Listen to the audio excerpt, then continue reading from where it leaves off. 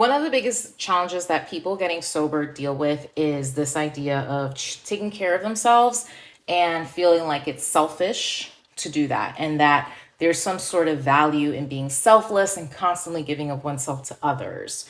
So, in the book Real Self Care by Dr. Pooja Lakshmin, she introduces this concept called good enough. And it's actually not her concept, it was coined by a different psychiatrist, a pediatrician and psychoanalyst named Dr. Donald Winnicott.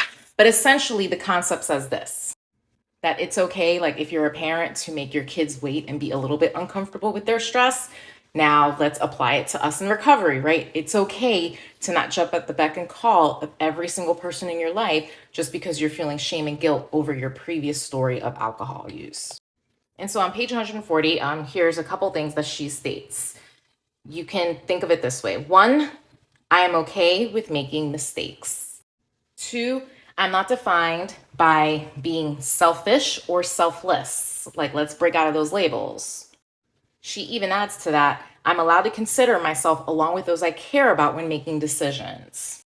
And then the last one that I really love is I can extend the compassion I give to others to myself. Because let's be real, right? Like, how often are we so kind to other people, but we don't practice that with ourselves? And that's exactly who needs that kind of compassion and love the most. Then she follows up with 2 really powerful questions. The first one being, how does my fear of being selfish prevent me from accessing good enough? Then the other powerful question is, what are the costs, physical, emotional, and spiritual, of being selfless? So when you're constantly putting yourself out there and putting yourself out for others and not yourself, what is it really costing you?